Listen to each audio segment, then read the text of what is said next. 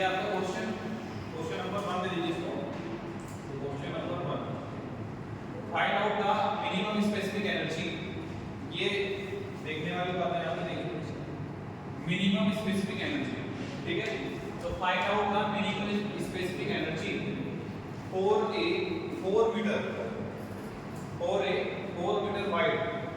ये भी दे दी आपको, रेक्टेंगुलर चैनल शेप दे दी है आपको चैनल की, तो एरिया निकालने में कोई प्रॉब्लम होनी चाहिए।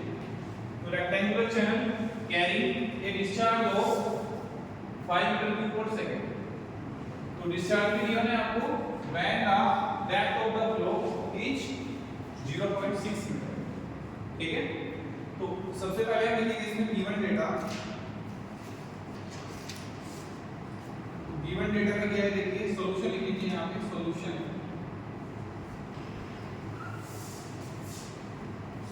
Given data. First of all width of the channel B, width of the channel 4 metre, ठीक है। B होगी है width of the channel 4 metre, then comes the discharge। तो discharge that is Q 5 metre cube per second, ठीक है। then the depth of flow means y या फिर h।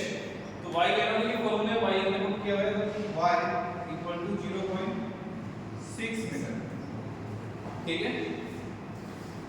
तो ये आपका गिवन डेटा। देन ये पूरा प्रोसीजर होना चाहिए आपको क्वेश्चन करने के लिए। कोई भी क्वेश्चन कर रहे हो अगर आप एग्जाम में, तो ये पूरा आपका क्या है, पूरा प्रोसीजर है करने का, ऐसे ही करना है तब मार्क्स मिलेंगे आपको। देन फाइंड आउट, हमें फाइंड करना है मिनिमम स्पेसिफिक एनर्जी। तो E minimum we want to calculate, ठीक है। चलिए आगे।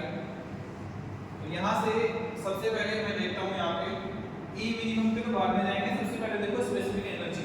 स्पेसिफिक एनर्जी का फॉर्मूला क्या था मेरे पास में, E बराबर y plus v square upon में 2g, ये था फॉर्मूला। यहाँ से इसको मैं जब मैंने इस v की वैल्यू पुट की थी यहाँ पे, तो आया था मेरे पास फॉर्मूला y प्लस v की वैल्यू पुट करने के बाद, v की वैल्यू पुट करते हैं कंटिन्यूटी इक्वेशन से, तो q स्क्वायर अपॉन में a स्क्वायर और 2g, this is the formula for specific energy. Then अब इसको यहाँ से तो E बराबर मैं लिख सकता हूँ, E बराबर y plus q square a square b square into में 2g, ठीक है। तो this is the equation number 1, इसे इक्वेशन नंबर 1 दे दो, ठीक है। अब यहाँ से आपके पास में ये a तो है, ये यहाँ पे सॉरी y का स्क्वायर, a की वैल्यू पुट कर दी ना मैंने वहाँ पे, y2 में भी। अगर चैनल रेक्टेंगुलर है, इस तरह के चैनल में आपके पास है, चैनल इस तरीके से है, ये बॉर्डर सा लेवल है, ये y है तो ये b है, तो y to b that is area of the section, ये यहाँ पुट कर दिया मैंने, ठीक है। अब चलिए यहाँ से इससे आगे चलते हैं, इसे इक्वेशन नंबर 1 दे दो। अब we know that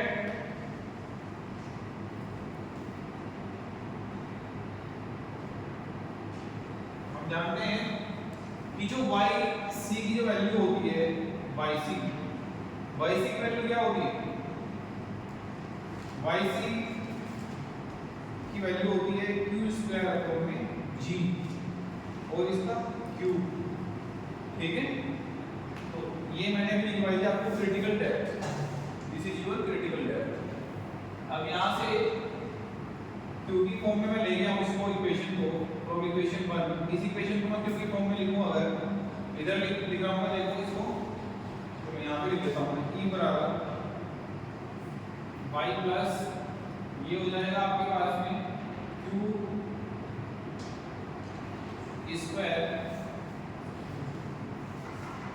upon y square 2g, अब हो जाएगा नहीं हो जाएगा, क्योंकि q बराबर क्या होता है, q बराबर होता है कैपिटल Q अपॉन B तो स्क्वायर है तो स्क्वायर यहाँ पे रहेगा आपके पास, ठीक है। चलिए आगे, अब यहाँ से YC आ गया आपके पास में, तो E मिनिमम, अगर मैं E मिनिमम की बात करूं तो E मिनिमम, ठीक है, E मिनिमम की अगर मैं बात करूं तो E मिनिमम मुझे कहां पे मिल जाएगा, जब मेरे पास में अगर E मिनिमम है तो मुझे जो डेप्थ मिलेगी वो कौन सी डेप्थ मिलेगी, क्रिटिकल डेप्थ। अबे समझाना पहले, E मिनिमम पे आपको डेप्थ क्या मिलेगी, क्रिटिकल डेप्थ। तो क्रिटिकल डेप्थ का फॉर्मूला ये है मेरे पास में, तो y को मैं क्या लेके चलूंगा, YC, तो YC plus q square upon में YC का स्क्वायर इनटू में 2g। आगे बात समझ में आता है। और मैंने दोनों में YC में और E मिनिमम में मैंने एक रिलेशन बताया था आपको, कौन सा रिलेशन था, E मिनिमम बराबर क्या था, 3/2, बताना एक बार, 3/2 into YC। पहले इसको कर चुके हैं, इसे जो पिछले वाली वीडियो थी उसमें देख लेना, तो इसे हम पहले कर चुके हैं, ठीक है। तो यहाँ पे और ये आया कहाँ से, इसमें वैल्यू पुट करके आया है यहाँ, ठीक है। इसमें q स्क्वायर अपॉन YC की आप वैल्यू पुट करोगे तो ये आ जाएगा, जब इसको सोल्व करेंगे। चलिए आगे, तो E मिनिमम बराबर क्या है, तो E मिनिमम इक्वल टू 3/2, अब YC की वैल्यू कितनी है, YC की वैल्यू कितनी है, q स्क्वायर अपॉन g, और इसका 1/, राइट। तो YC की वैल्यू निकाल लेंगे यहाँ से, YC बराबर क्या आएगा, YC बराबर q स्क्वायर अपॉन g और इसकी पावर 1/3। फिर ये 3 उधर 1/, चल जाएगा। तो यहाँ पे वैल्यू पुट करो, 3/2 जो आ गया, यहाँ पे q की वैल्यू कितनी आएगी, what is q, q is capital Q upon b, तो कैपिटल Q कितना है, 5/4, तो 4 बन जाए 1 एंड 4 2 जा, तो 1.25 I think, if I am not wrong, तो 1.25 का स्क्वायर अपॉन 9.81 और इसका 1/5। अब इसको कैलकुलेटर पे सोल्व कर लीजिए एक बार, कैल्सी क्या आ रहा है बता दीजिए, कैल्सी दे दो, कैल्सी है, कैलकुलेटर पे बताओ मुझे क्या आ रहा है आंसर यहाँ से।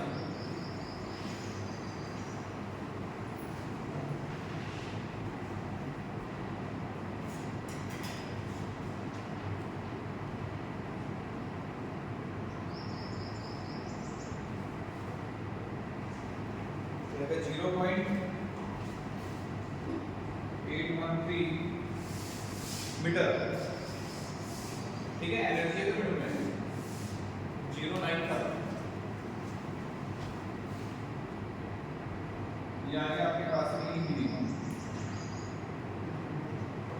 एनर्जी मीटर में कैसे आ गया बताऊंगा आपको, न्यूटन से न्यूटन कैंसिल हो जाता है तो मीटर बचता है मेरे पास में, जूल को जब मैं लिखूंगा किसमें निकल जाएगा, न्यूटन मीटर, तो न्यूटन से न्यूटन कैंसिल हो गया मेरे पास, मीटर बचता है वहां पे, तो इसलिए ये मीटर में आई है एनर्जी, ठीक है। ध्यान रखना इसका, इसकी यूनिट आएगी मीटर में आएगी। तो ये अभी इसमें कुछ समझना है आपको, कोई भी स्टेप समझ में नहीं हो आपको तो ऐसे करने हैं क्वेश्चन, ठीक है। क्वेश्चन करने का तरीका ये होना चाहिए आपको, स्टेप बाय स्टेप करना है आपको।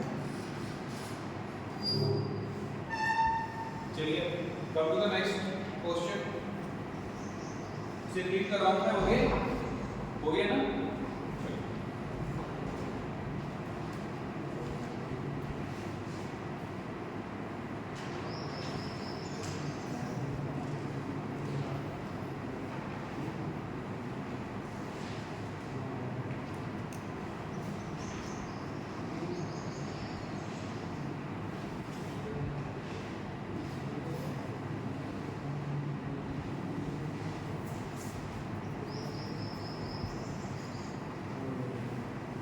Question number 2,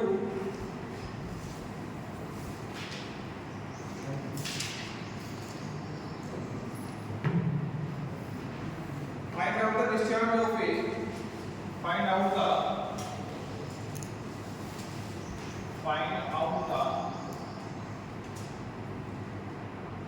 discharge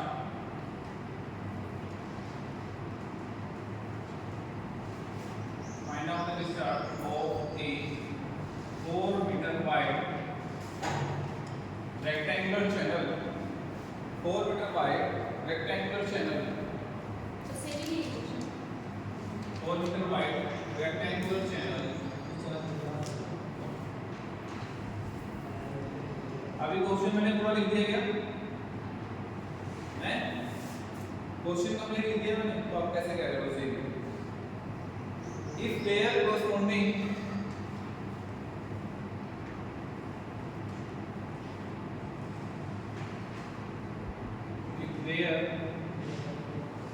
corresponding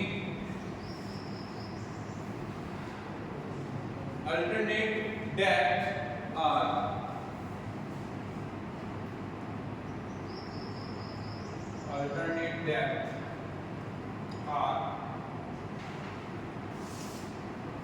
depth given है आपको 3.9 एंड 1.2 मीटर 3.9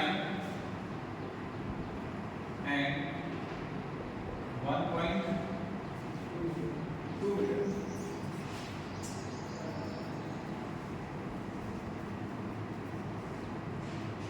इसमें पूछा इसने डिस्चार्ज आपसे ठीक है तो डिस्चार्ज फाइंड आउट करना है कहीं इसमें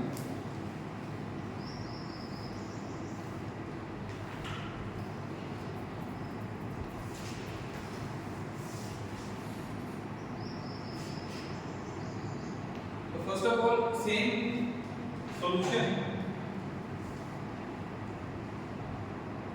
सॉल्यूशन आ गया आपके पास और सॉल्यूशन में first of all given data अच्छा इस क्वेश्चन में आपको क्या लग रहा है मतलब क्या हो सकता है इसमें बेटा क्वेश्चन में कह रहा है find out the discharge of a 4 metre wide rectangular channel तो रेक्टेंगुलर चैनल है और उसकी आपको क्या दे दी है B 4 metre if there corresponding alternate depth दे दी है आपको alternate depth मतलब y1 y2 या h1 h2 you can say ये दे दी है आपको रिस्पेक्टिवली इन दोनों तो डेप्थ दे दी है और पूछा क्या है इसमें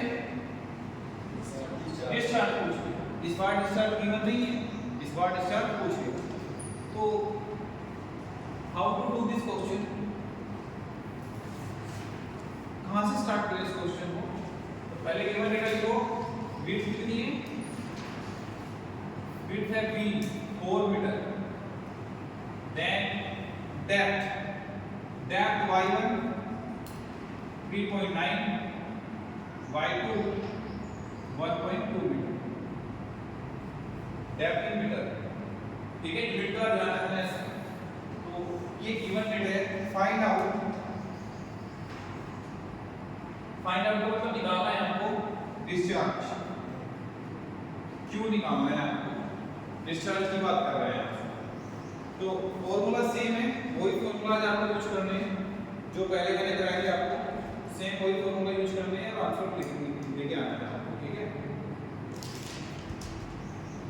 चलिए आगे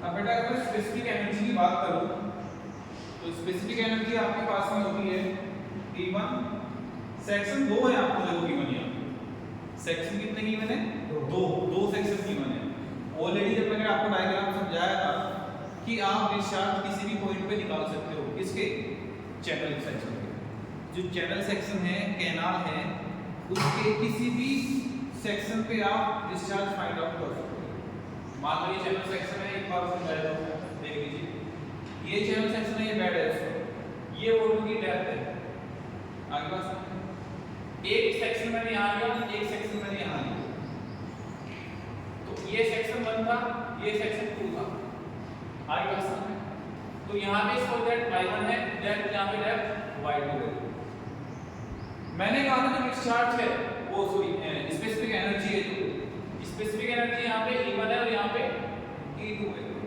दो स्पेसिफिक एनर्जी है आपके पास तो मैंने आपको समझाया था कि जो डिस्चार्ज होगा अगर यूनिफॉर्म फ्लो है आपके चैनल सेक्शन में अगर चैनल सेक्शन में यूनिफॉर्म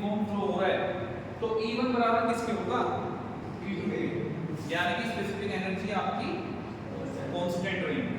ये ऑलरेडी मैं डिस्कस कर चुका हूं।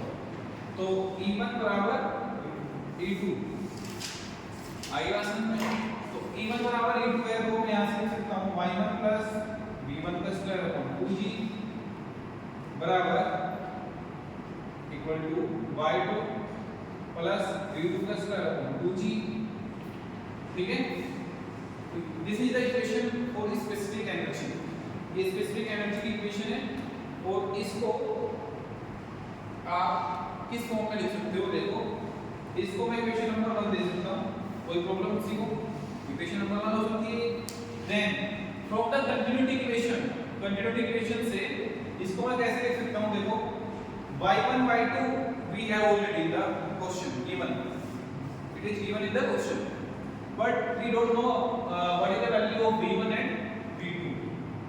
g is the constant estimation, तो g we know already 9.81, ठीक है, but we don't know about the velocity. तो वेलोसिटी के बारे में हमें पता ही नहीं है कुछ भी। तो first of all try to find out the velocity.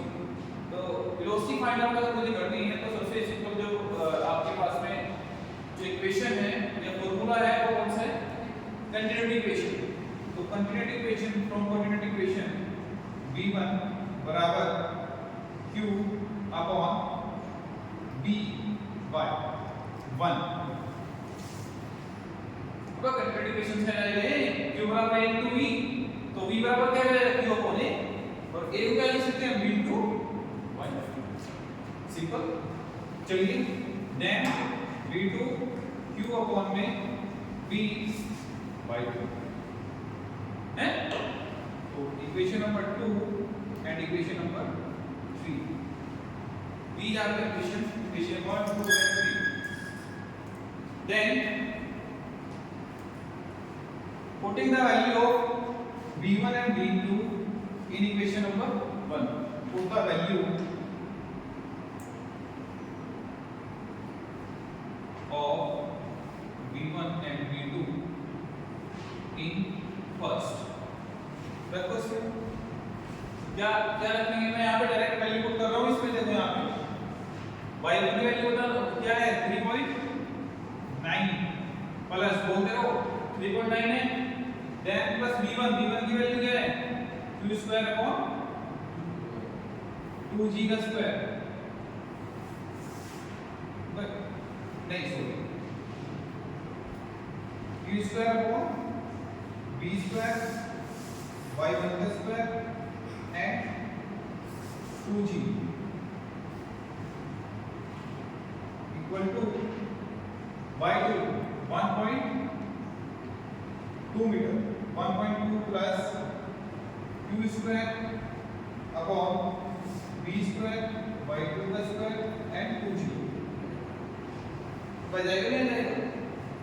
मेरे हिसाब से सारी वैल्यू आपको पता है, v1 है तो 3.19 plus q we don't know, find out करना है।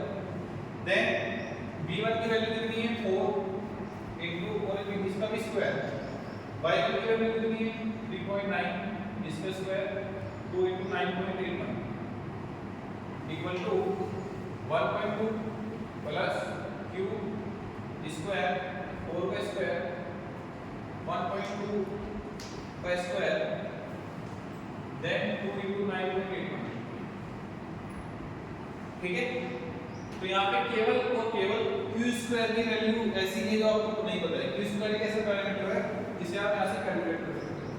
तो जब मैं इसको सोल्व करूंगा तो यहाँ पे आएगा आपके पास में q बराबर 36.7 मीटर क्यूब पर सेकंड, ठीक है। तो ये था आपका न्यूमेरिकल, दो न्यूमेरिकल है, दोनों के दोनों आपके पास इंपॉर्टेंट है, कोई दिक्कत हो तो पूछ लेना।